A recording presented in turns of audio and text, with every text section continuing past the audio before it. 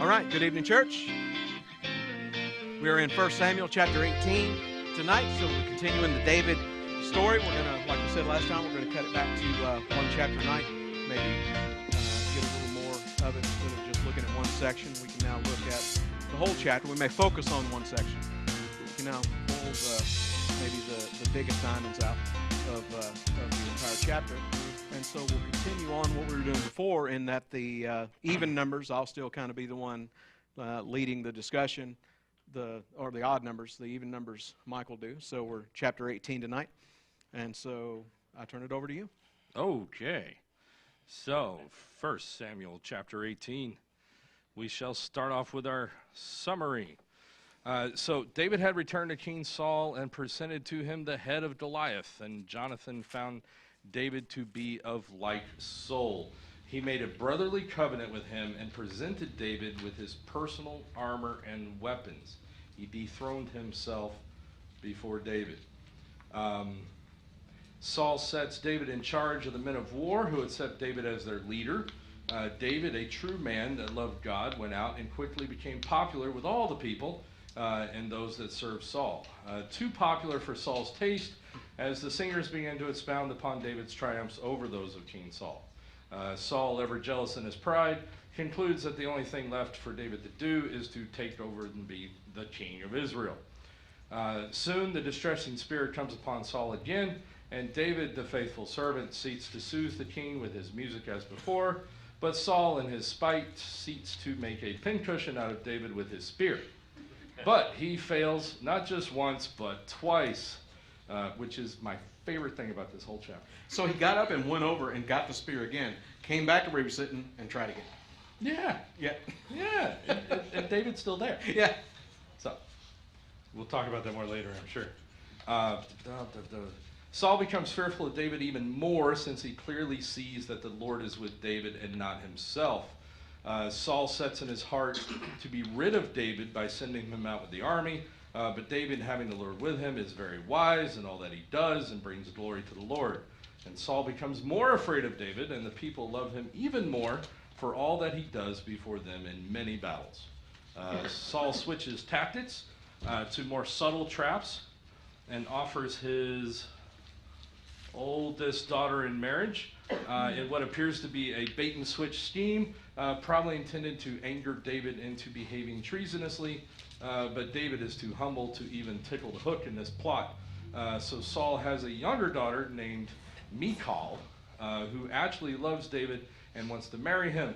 And Saul takes the opportunity to set up yet another trap and offers Michal to David for a dowry of 100 Philistine foreskins, thinking that David's problem would surely be resolved in the futile attempt to do something so ludicrous.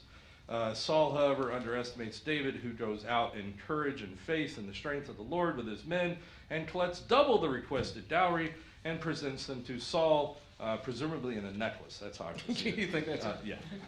Who, I'm sure, begrudgingly gives David Michal in marriage. Saul sets himself as a full-time enemy to David.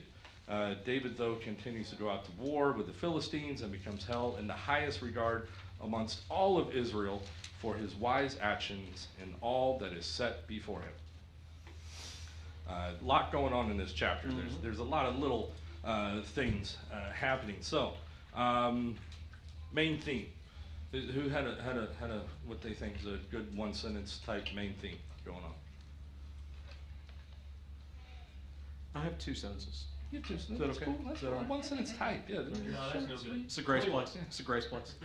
To me, what stuck out to me was I put, nothing can bring true peace to those who have lost the presence of the Spirit of God.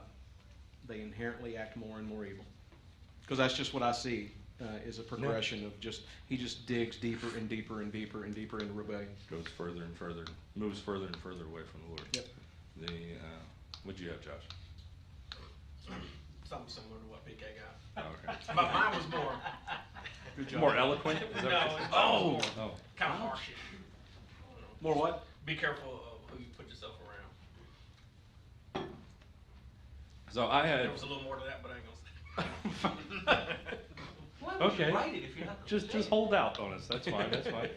To show the humble heart of David, who seeks only the will of the Lord, to magnify the glory of God before all that will see, being one with and living for the will of our Lord, will see you through all the trials that life will throw at you.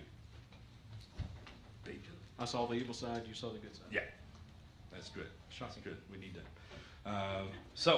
How many sections did we get? Holy gizwops. Did you say it's 7? Yeah. It's one a verse is what he would have I like Ron's back there. He's got 4. That's you got very 3, close to the correct 3, answer. 3, 3. Very good. Very close to the correct answer. I had 4. I almost want to have him list off what he got. Okay, what do you got? 1 through 5, 6 through 9, 10 through 16, 17 through 19, 20 through 24, 25 through 27, 28 through 30. Man, you really divided it up there at the end. That's really where you hit it more. So I had. It's totally different.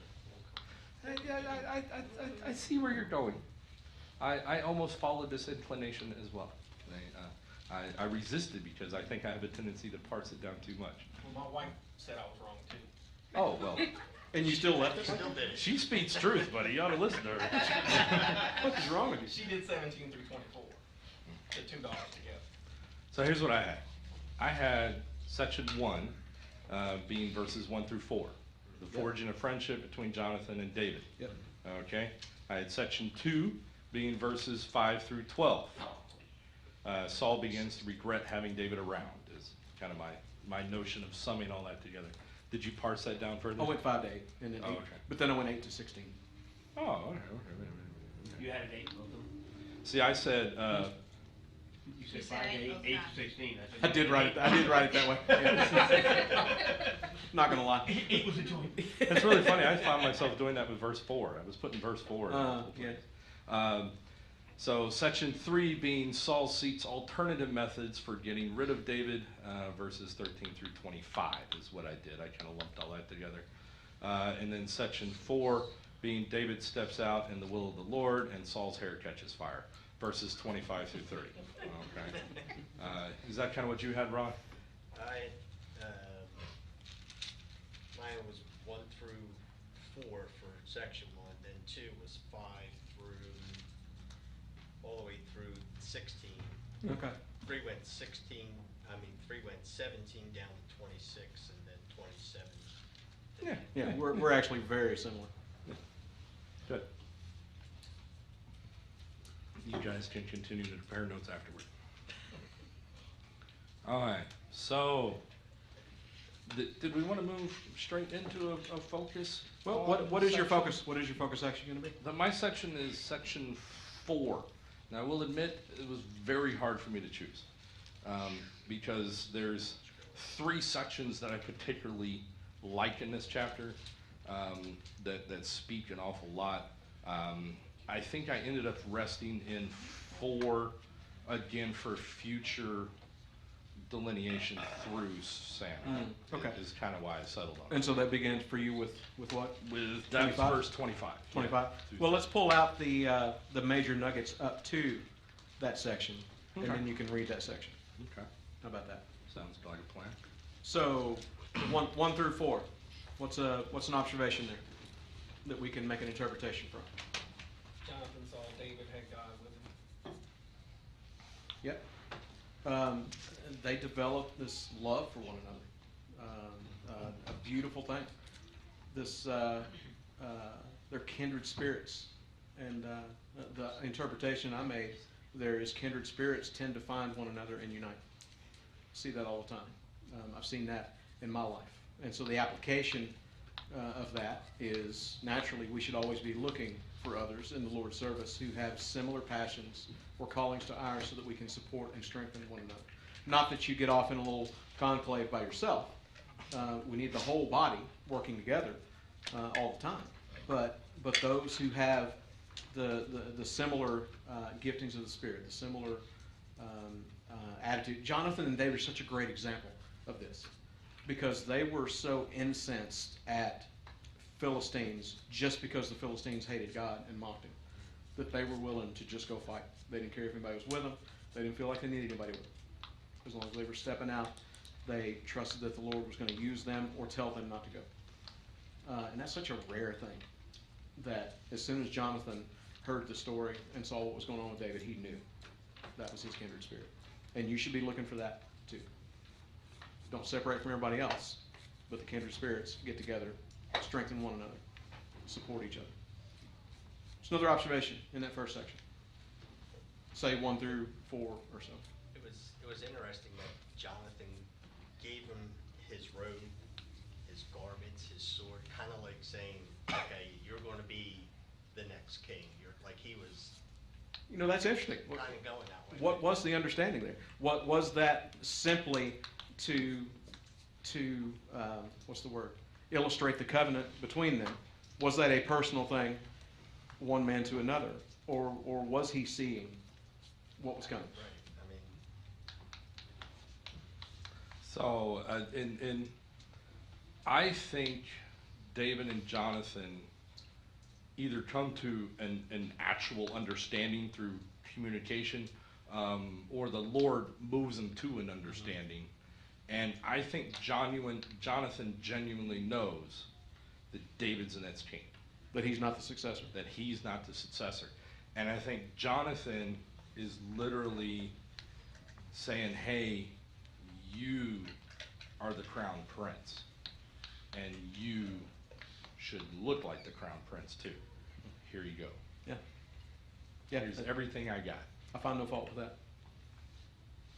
So And I it's, think that's one of the reasons why I think that is because if we use that as an illustrative concept to move forward, and we use David and the reference to the Son of David as Christ, and that we are called to actively dethrone ourselves every moment to Christ, to take ourselves off the throne. And the other reason for that is Jonathan is the antithesis of Saul in this, and that Saul does everything he can to fight to stay on the throne. That's right. He is the world that wants to maintain his leadership, okay, that wants to be in charge, that does not want to submit to God, whereas Jonathan is always in submission to God. And Jonathan is actively, I think, saying, hey, I'm not the next king. And I believe Jonathan knows that Saul's not going to continue on, and that David, at this point, Jonathan sees David as the next king, and says, hey, here we go.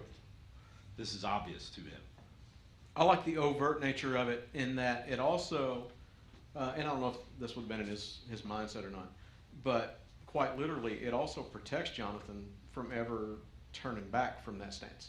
It does, yeah. So there's kind of a built-in protection and an accountability to himself there. I heard an argument that this is actually what would be called a cut covenant, where you like take the cow and you cut him in half and you walk in between the immediate the dialogue there being, hey, I'm very committed to this, and if I fail, I shall be as the cow before us in that, which would go along with your construct of that. I also think the Lord is very good at constantly weaving in imagery into his stuff.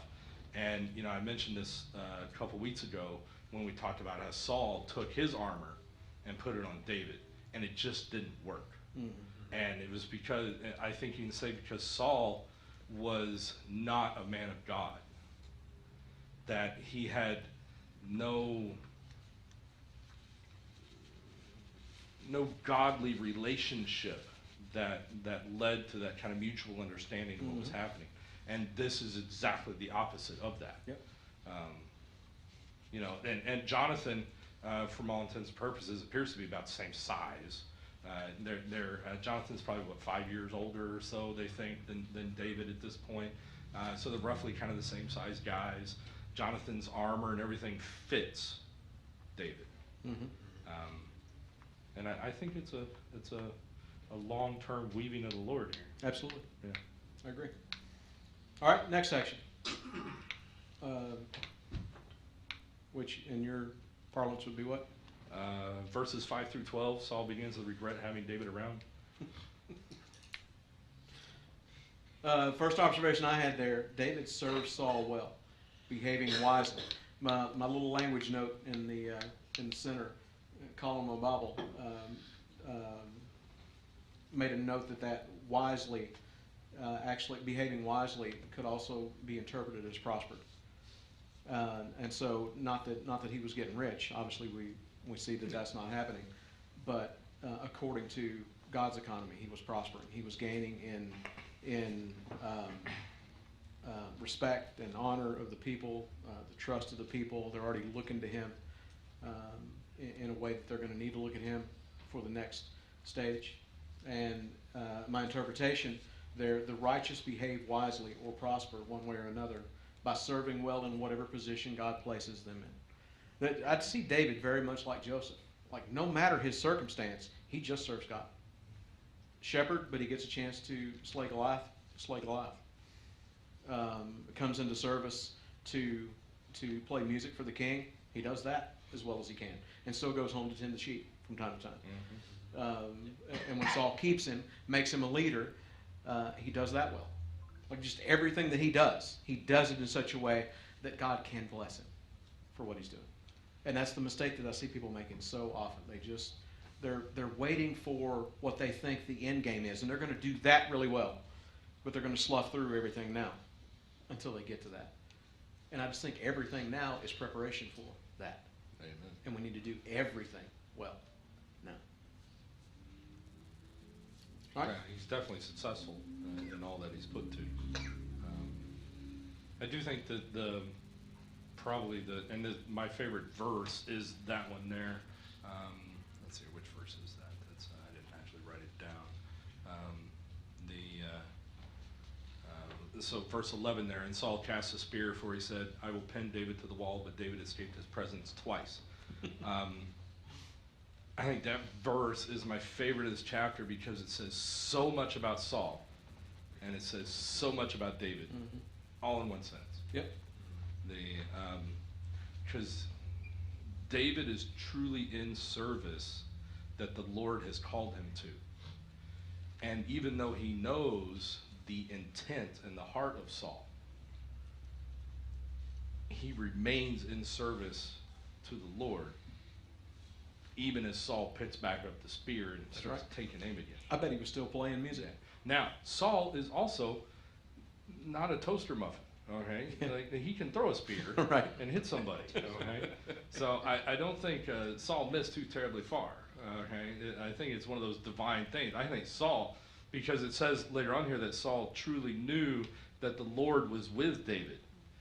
I think the miss was miraculous. Yeah, could be. Could be.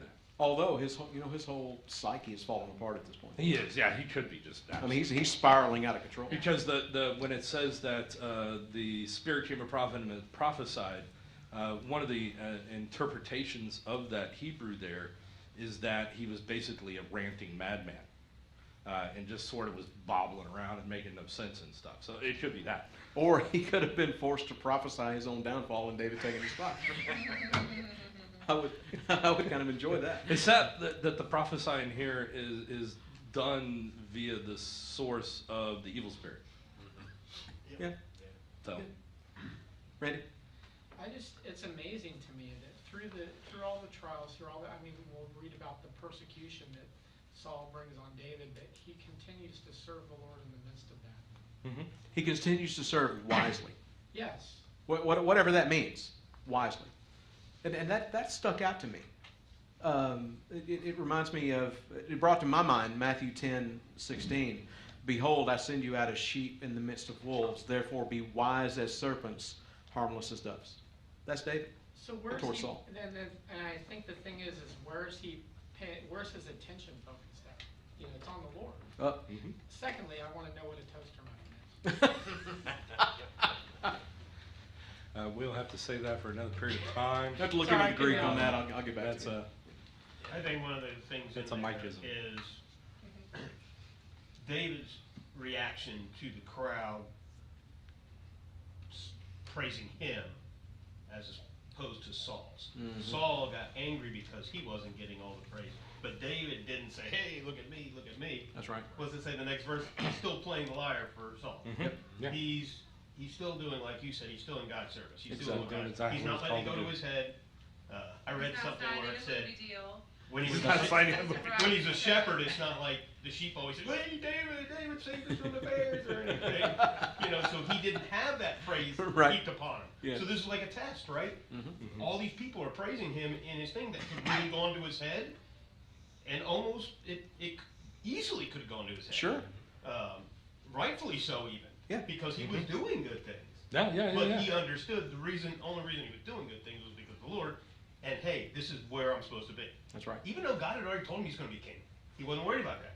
Mm-hmm. His faith was in God. He Yep. was doing what he was supposed to do. Yep. In the Lord's timing. Exactly right. And- And so again, we're back to the Joseph illustration. Yeah. In Prison, Joseph wouldn't being the servant in That's that right. house of Potiphar. He wouldn't take praise for being able to interpret dreams or anything like that. He was Mm-hmm. like, hey, if the Lord tells me, I'll tell you. Yeah. Beyond that, I can't do nothing for you. Yeah. The other interesting illustration in this section is the women that are singing the song. So if we look back to Moses, parting the Red Sea and stuff, and after that, I think it's Miriam that takes up the tambourine and starts singing, right? And she's singing about the glory of the Lord in the battle. Okay, she assigns all the glory to the Lord in that battle. And in this section, the women of Israel are assigning the glory to individuals, warriors. Mm-hmm. Yeah. And they're basically talking about who their favorite warrior is, Yeah. type thing. So it's an interesting position of Israel at this point, and how far they've slid down that. Which is a great counterpoint to the humility of David, because not only is he not accepting that praise and ascribing it to himself, he's not ascribing it to himself to the extent that when Saul offers his daughter, he actually makes mention that he's not a big deal. That I'm not worthy of that. Yeah, I'm King's daughter. yeah, like I'm nobody. Why would I be Yeah. the son-in-law of the king? Yeah. Not only who's my family, like I can't. I'll find it. Yeah. Yeah. Yeah. He said, "Who am I and who is my Yeah. family?" Yeah. Exactly. One of the other interesting things in this section too is you forced me to lose my train of thought because I started thinking about something else when you did that. That's in the next section, by the way. My work is know. done. We My were work is there. done here. But it tied in. The glory of David and his faith in the Lord here. David does something that I think is incredible, and that not only does he stick around for the second time, David does not pick up the spear. Mm-hmm. Okay, David was not a fearful man either. Yeah. Okay, He's no toaster muffin. exactly. He is not a toaster muffin. Okay, but the spear is thrown at him, and we can say glory to David for the first time, walking away and then coming back and continuing his service to the Lord. But the second time it's thrown at him, he doesn't pick it up and throw it back. Mhm. Okay, and we know David is not afraid of Saul. Okay, because he's not afraid of Goliath That's either. right. Okay, and he didn't talk to Saul about it either. He didn't pick it up and go to Saul. Hey, I'm not afraid of Goliath. What makes you think I'm afraid of you, chump? He still Okay. sees him as God's anointed. That's what I was Exactly. Until that I was gonna moment say, that Goliath wasn't God God's changes anointed. his mind and says that it's time. Yeah. Which is amazing. God's timing. He still sees him as God's anointed, even though he sees him doing evil, Yep. Right. right? And he's like, well, God still wants him here for a reason. Yeah. And It's not when the my time comes, the position. time comes. It's not my position to do anything about it. I don't This pick is up where- the spear unless God tells me to pick up the spear. And this is where that starts, really, as we go through Psalms and we see that, and all that stuff, and, where he cuts the coat off later in Jazz and all Yeah. that stuff. This is where that whole kind of thing starts. He doesn't pick up the spear. Mhm. Which I think we'd all would say he would be justified in doing. Well, at the picking it time. up or maybe putting it behind him or Yeah, walking away with it. hiding Saying, hey, can we keep the sharp objects out of the king's hands, please? Okay. I'm trying to play Before my he lyre comes in to here. play the lyre, Yeah. like, My little harp is having a hard "Does he have time. any spears?" Yeah. And Saul's jealousy doesn't allow him to see that David's just saying, hey, you're still in charge, you're still the guy. Yeah. Mhm. That that jealousy just keeps him going down. That's right. That pit. That's right. Drives him into blindness. That was one of the interpretations that I wrote down. Once somebody becomes truly rebellious against what they know God has ordained for someone else, or what He's taken away from them, they lose all sense of peace or stability and become dangerous to everybody in every possible way. How many times in this chapter does it say, no matter what David does, it makes Saul fear him? Yeah. More. Yeah, each time. And the more fearful he is, the more aggressive he is. And when that doesn't provoke David or stumble David, or I think it's interesting that he thinks part of the curse of giving him the second daughter is that will stumble him. Yeah. You know?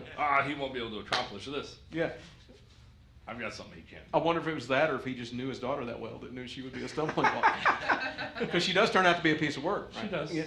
Shades of what they did to Samson. They took his first wife away from him. Yeah, and that's gave- right. And gave her to somebody else. That's right. To anger him to go do what he Yep. went and And did. then they plowed with his heifer, Mhm. which I get in trouble every time I bring up. Anywho, What were you moving saying? on. Section 3 here. I think is what we're on to next, right? Yeah. Verses 13 through 25, which I think you just covered quite a bit of Well, let's read it anyway. as we were talking. That's another section we were just perusing through. Did you have anything else to say about it? I don't think so. Yeah. I do think it's interesting how,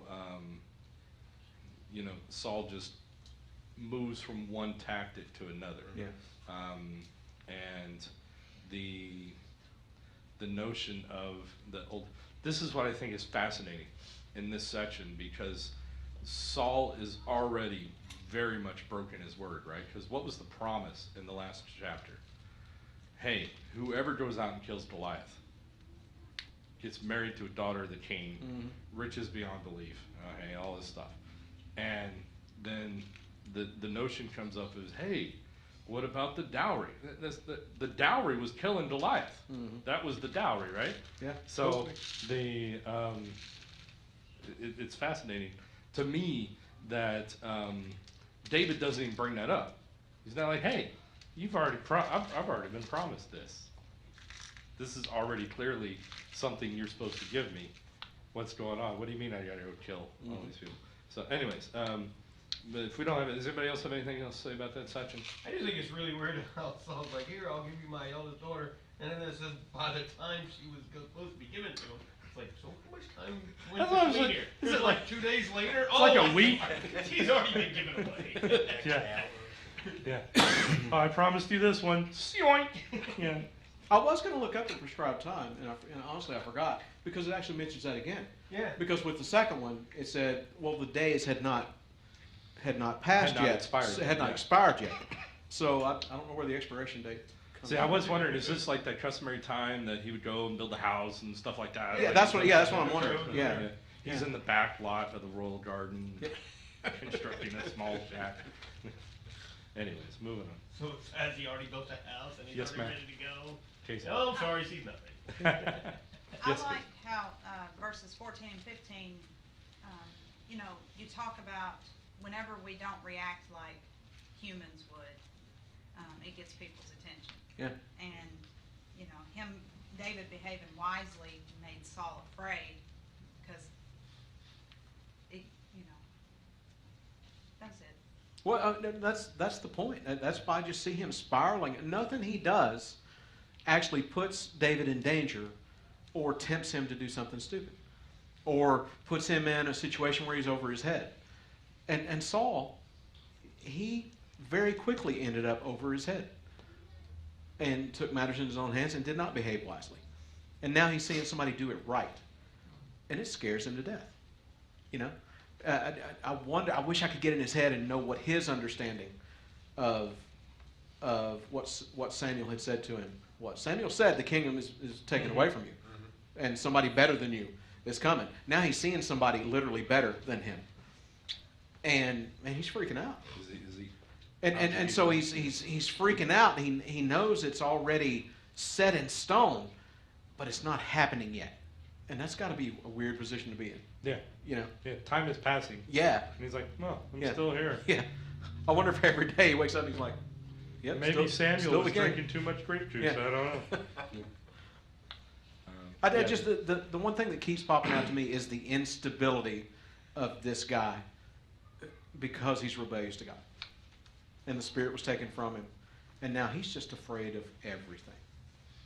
And to your point, the application of this notion is very important because if we take Saul as the example of worldly perspective and David as the example of godly perspective, I think Saul is deeply concerned because David does not react the way he thinks he should react. And he sees something different. And that's exactly what the world is supposed to see in us. They're supposed to see something different. We are supposed to act like David when Saul's throwing the spears at us. And it should freak them out a little bit. It should. Yeah. I talk about this all the time. You guys probably get tired of hearing it. But when Tony Evans shares the testimony of when his dad got saved, when they were kids, because he and his wife had this awful relationship, and they're like, I think she pulled knives on him at different times, like they argued all the time, and he legitimately gets transformatively saved one day because a guy shares the gospel, and he comes home a different guy, and she just assumed that was the way he was acting. She assumed that was a tactic of his, just to make her look bad. So she got more angry at him than before, and it was over a year later when he was totally passive towards her, and he never fought back no matter what she did, and he loved her no matter what she did, and if it was offensive to her that he was reading his Bible, he would get up in the middle of the night and read it so it wasn't offensive to her.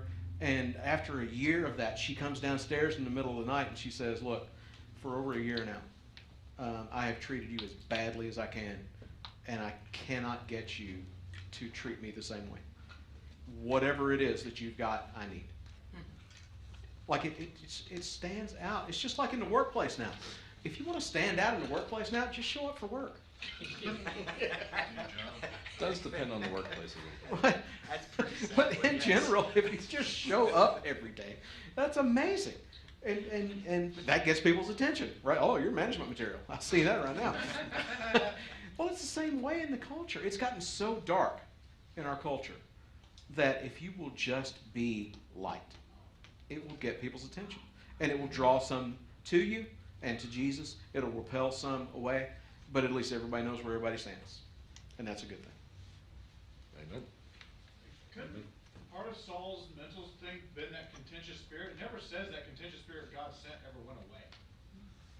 Well, we know it wasn't with him all the time. Yeah. Because it came back at a specific point. Right. Here. But I mean, as time went, it never said it went away. Yeah, oh, no, it probably never did. I'm sure it didn't. And it's arguably still that. And we talked about that a little bit when, God sent the contentious spirit and made the tribes war amongst themselves and stuff. It could be that kind of thing. It's causing that erosion. I don't think it's actually causing it. I think it's hardening that erosion. Mm-hmm. Okay, it's taking what Saul wants and making it more and more and more the focus. Because I think at any point in time, Saul, like us, has the opportunity to turn. I don't think he has to go down this path. It's like the hardening of Pharaoh's heart. Exactly. But he didn't make him who he was. He finally allowed him to be who he wanted to be. Yeah. We good? Yes. Okay. Moving on. Section 4. David steps out in the will of the Lord and Saul's hair catches fire. Verses 25 through 30. So we're going to read this section. Then Saul said, "Thus you shall say to David, the king does not desire any dowry, but 100 foreskins of the Philistines, to take vengeance on the king's enemies." But Saul thought to make David fall by the hand of the Philistines. So when his servant told David these words, it pleased David well to become the king's son-in-law. Now the days had not expired. Therefore David arose and went, he and his men, and killed 200 men of the Philistines. And David brought their foreskins, and they gave them in full count to the king, that he might become the king's son-in-law. Then Saul gave Michal, his daughter, as a wife. Thus Saul saw and knew that the Lord was with David, and that Michal, Saul's daughter, loved him. And Saul was still more afraid of David, so Saul became David's enemy continually. Then the princes of the Philistines went out to war, and so it was, whenever they went out, that David behaved more wisely than all the servants of Saul, so that his name became highly esteemed. So, the verse 25 there, back up, observation, Saul hatches an evil scheme to rid himself of the David problem by asking him to return with proof of having killed 100 Philistines. Okay. Interpretation for that being that Saul really shows the complete lack of moral fortitude that he has in this, okay? In goading David to what looks like an impossible task to pay for something that David has already been promised by a payment that had already been stipulated in killing of Goliath. So all in an effort to rid himself of a man who wants nothing more than to serve God and subsequently Saul as the king in faithful honesty. Okay? And then, so I moved on to chapter 6. I didn't have a specific application for that notion other than kind of the worldly construct towards Christians. That's really all I had there, and I think we've already Yeah, what I kind of used as an interpretation there, the godless will use anyone and anything under their power, even their own kids, to carry out their evil schemes. Mm-hmm. That's what got me about him wanting to use his daughters. And so I kept referencing back to that Matthew verse of be wise and gentle. But what really stuck out to me when you read it at that time, I didn't make note of this earlier, the pure evil of Saul and all of this scheming contrasted against the pure innocence of David, who was like, oh, that's all I got to do is kill 100 Philistines? Yeah. Yay! That's what I talked about in the episode, yeah. Yay! Yeah. Saul sees it as this impossible task, and David's like, phew, that's easy. Exactly. We got this, boys. Oh, I Let's thought go. you wanted money. Okay. Yeah. That was going to be 100 hard. Philistine foreskin? And that's the other contrast between Jonathan and David, right? Because Jonathan is the first son of the king of Israel, and David is the last son of a farmer in a destitute place, really. Yeah. Okay? And really doesn't have anything to bring to the table. So that really is the contrast of both ends of the spectrum, and how basically the highest level, Jonathan is the upper tier of what you can be in that society, right? Sure. He is the crown prince of the king of Israel, and David is a nobody. It really is kind of that rags and riches type of concept, if you want to look at it that way. So verse 26, David sees that he has been blessed with a simple solution to what he probably felt was going to be an impossible money problem. David wanted to marry Michal, and the ability to pay the dowry seems simple enough for one that comes and goes with the Lord. And may we also have such a solid faith as this, not to see problems the same way the world around us sees them. Absolutely. Not to say what can and cannot be done, but rather have a true understanding of the awesome power of the Lord and his ability to resolve any problem in the manner that he alone sees fit. That's right. So, David and his men, verse 27, go and killed 200 Philistines and returned with twice the demanded dowry, and Saul must acquiesce and give his daughter to David in marriage. I bet he was truly bummed when David comes trumping back in and says, whoo, let me count these out for you. Okay, 1, 2, 3, 4, 5, 6. He accounted for them in full, which means, he didn't just pile them out there. He's like, here's 1. Stacks of 10. Here's 3. This guy put up a fight. 4, 5, 6. This guy was huge. Look at this. All kinds of things going on. This is a weird section, right? Solution is so simple that all he has to do is go and harvest the field that the Lord has set before him with the tools that the Lord has provided him with, right? The field is ready to harvest. Yeah. And David knows that, and he goes and does it and returns. Yeah. Using the men that God has given him to do so, the tools at his possession. I did find it interesting that Saul didn't say that David needed to go do this by himself. Yeah, that's true. Yeah. Yeah. Yeah, I'm sure he meant that. It probably was his intention. Words mean things, people. Okay? So, and then I actually lump verse 20, 29 kind of together in that continual thought as it's written with the semicolon there at the end.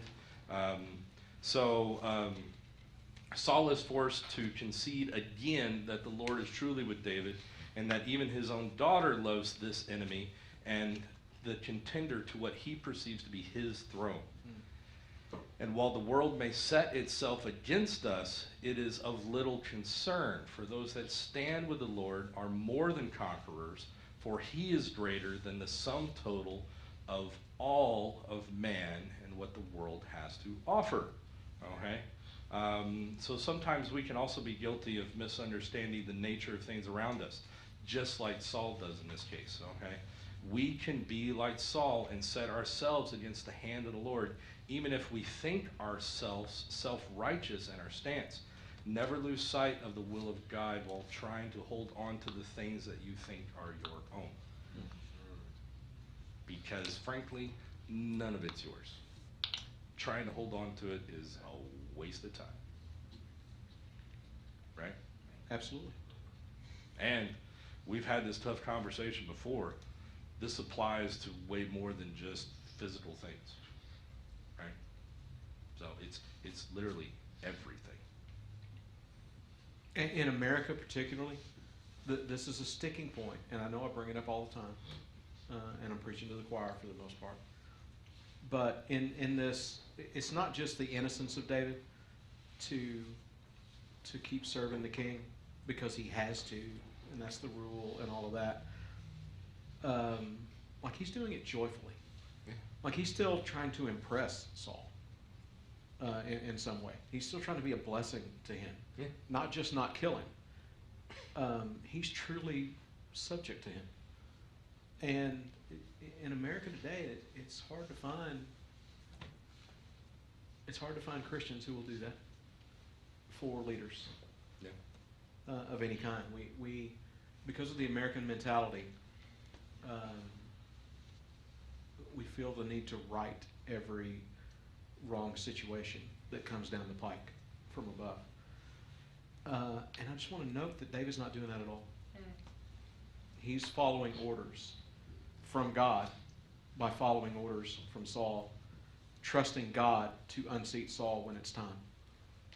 And until then, he's just filling his role and being obedient, trusting that God can sort it all out. And not only keep him from doing something evil, but actually have him end up where he needs to be. Like he's not worried about not becoming the king later because he's supporting Saul now. He sees all, David, we keep seeing David is growing in wisdom throughout this whole story. So he has a clear understanding of who Saul is and what Saul's about. He sees right through, I'm sure, all of these plans, all of these schemes. And he's not playing along to fulfill some scheme of his own. He is subjecting himself to the rule and authority that God has put in place. Yeah. And that's hard for people to do if they perceive the ruler God has put in place as evil. I agree. But the scripture is so clear. Let every soul be subject to the governing authorities, for there is no authority except from God. There is no authority except from God. So right up until the point where the authority tells you to do something evil, you submit to them. And that gets in the pride of Americans. We don't like to be told what to do, especially if we think we're right and somebody else is wrong. But this is how God works. He uses the righteous in low positions with no authority to just show the clear distinction between evil and righteous. To show that it's not about earthly power, it's about who's following God. That's the one that's going to be blessed. Saul is still the king. There's no blessing in his life right now at all. There's no peace. There's no stability. There's no joy.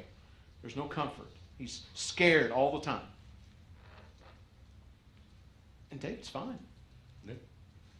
He's at peace. And he's still, in his own mind, he's still nobody. And he's fine. Yep. He's overjoyed to have the honor of marrying the daughter of the king. And he's willing to do whatever it takes to do that. I don't know. That stuck out to me. Yeah, we've been talking on Sundays and stuff about the condition of the heart that continually prays for something. And we talked a little bit about this in Kingdom Men the other night, that it's not that God truly wants you to incessantly pray the same thing, that he wants your condition of your heart to be such that your desire goes to that level. Mm-hmm. That always is thinking about that and is praying for that, and that's the condition of who you are, is dedicated in that righteousness. And David is the personification of that. He is following step by step where his Lord leads, no matter what the cost is perceived around him. Mm-hmm. Yep. The contrast there to me is it says Saul saw and knew that the Lord was with David, and he still continued to try to go at him. It's like, how do you think you're going to win? You see and know that the Lord's with David. Mm-hmm. You think he'd give up? Does anybody else see the mercy of God in that? Oh, yeah. Yeah. He keeps showing Saul. Yeah. Listen, this is how it goes. Change. Right. Change. But You're still going to lose the kingdom. I've already declared you're going to lose the kingdom. But you don't have to be against me. Yeah, because when he went first went against him a few, earlier on, based on Joshua and all, he should have been struck dead right there on the spot. But he still gave him this time to at least turn around. And we're talking 20-some-odd years, right? A long time.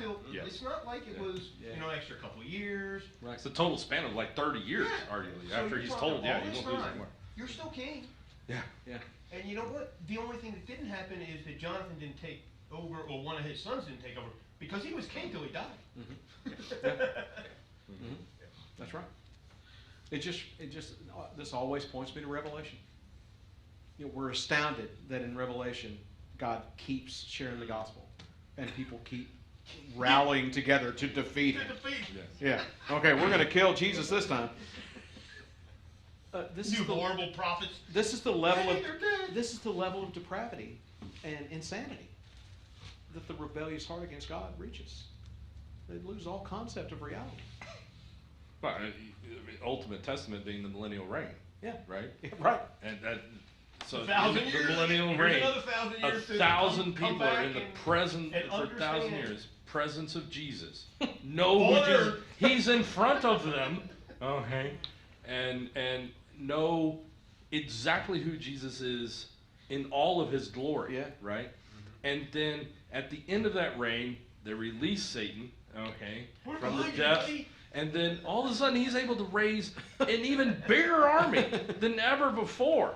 Okay, to come out against Jesus, who these people have been in the presence of for 1,000 years. With no war. That is how living hundreds of years. That is how corrupt the heart of man is. That's right. Really is. And I think that this really, Saul is the image of the man of the world today. Mm-hmm. The men and women that see, because God constantly reveals himself to everybody. Yep. I believe that wholeheartedly. You cannot live in this world and not see the will of the Lord and his glory and his majesty and his creation. And yet, so many people decide that they are on their own throne, that they will rule their lives, and because they don't want to have to submit to a creator. Yep. Thus they will go to any extent to fight against that. And that's why we talk about the apologetics and stuff, because those are tools for trying to crack that foundation of that. And this is as Paul stated in Romans, that he left Saul to his reprobate mind to go down that path, and he won't, that's like, you're not getting recovered from that. Yeah. That's an excellent New Testament reference there, Ron. Good job. I can't believe we missed that one. I was just waiting to see anybody else. You were waiting to pull that out? I had it right here. That was a couple chapters, I'm sure. Verse 30 real quick. As the enemy of the people of God moves, David goes out against them, armed with his knowledge of God, and acts more wisely than even those that serve the king in these tasks, and is beloved by all the people above all others in the land. He is truly esteemed in the people. He is beloved. In part of the Hebrew here, it is that, what is it? It's almost as if his name becomes precious, okay, to the people, his very name. So the people just fall in love with David for all that David is, and because he is the image of the Lord before them. Even the other servants Yeah, are like, yeah, he's the guy. yeah, he's a cool guy. I'm gonna And look how this chapter starts and finishes. David behaved wisely. Mm-hmm. Yeah. He listened to God. He did the right thing. Amen. So I think that pulls a conclusion to chapter 18. Anybody else have any last minute notions? Oh, yes, ma'am. In verse 30, I thought it was kind of, I don't know, I thought it was a question.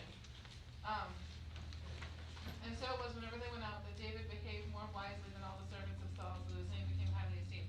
Like, does that mean that he's still kind of considered a servant of the Saul? king? Oh, he is? Oh, yeah, yeah, yeah. Yeah, Even he is though serving he's at now the a behest of the king. son-in-law, and he, even though all that stuff. Everybody's a servant of the king. Yeah, every okay.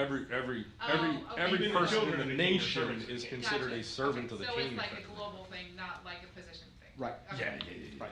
Okay, Yeah. I was thinking like, okay, like homeboy just like he married the king's daughter. It's like part of the family now. Like why? You know. No, Not to other arguably, people he's royalty. what it's saying is that as problems come up, okay, and say in the royal court, say the immediate servants of Saul would propose solutions to the problem, right? Yeah. And David's was always the best one. Gotcha. And That helps David me. always also went and did it. Okay. Now, I will say the one thing that interests me in this chapter is it made me wonder, where was Jonathan with Goliath? Entire time, That was the one thing I wonder out of this is I would imagine God had his hand on his forehead. I think that must have been, that has to be the conclusion I have, that God's like, stop it, Jonathan. I have a plan. Yeah. Sit down. I will make you busy. Okay. Trust me, you're going to love this guy. Yeah. Jonathan was still in school. Yeah. He wasn't out on the front line seeing what's going on. Okay. I also put down a New Testament reference, different than his, but, Ooh, she's First pulling it Peter 5:6, God resists the proud but gives grace to the humble. Yep, there you go. Hey, quickly about Jonathan. You know, David would have never known about Goliath had he not gone out to give the food to his brothers. Mhm. Right. So Jonathan, the kids were away from the war. They didn't see that happen. So maybe that's Jonathan, because Jonathan's just a little bit older than David. True, Maybe but he's not Jonathan out had there. already stirred up a whole war anyway. Well, I so know, but I'm just saying, maybe he's just not out there. he was the one man, hey, let's go kill some Philistines. I'm just type trying to thing. think outside the box here. See, I wonder if Jonathan went with David. Go kill the 200 Philistines. See, I think it was probably Jonathan's idea to kill the extra 100. Might have been. He's like, hey, there's another 100 over there. Let's go take them out. Let's see if the Lord will give us those. What do you too. think, David? Yeah, let's go. Lord, thank you for tonight. Thank you for this opportunity to look at your word and to be encouraged and to be equipped, I hope, Lord, to go out and do what it is that you have for us. May we all have the humility of David in simply serving you, whatever that means. Lord, never allow us to try and create positions or titles or respect or authority for ourselves, but teach us to follow the example of the man that you said is a man after your own heart. There's a lot of imperfection in David that comes out later on. We get to see that in Technicolor. But he's a man after your own heart because he never thought that you weren't in control. He never acted like he was the provider of his own destiny. And when he knew he was wrong, he always turned back to you. May we be a people like David, because you are worthy of that kind of submission. You are worthy of that kind of praise. You are worthy of that kind of glory, that kind of obedience. Lord, may we be an obedient folk that place ourselves in the place where we can be prosperous according to your will, whatever that means. Lord, we don't seek esteem or power or authority, but we seek to be used by you, however you might choose to allow that to happen. And we give you all the credit for it. May we be like David and never think anything of ourselves, only as a servant of yours. Lord, I pray that you would have your way in our lives. I pray that you would give grace to the humble. I pray that we would be the humble. Lord, have your way. We love you. We praise you. In Jesus' name, God's people said. Amen. If you're watching online, you have the link to the prayer meeting. Please join us there. That will start immediately. If not, we'll see you Sunday. But until then, love God, love everybody else. All right, prayer meeting has just started.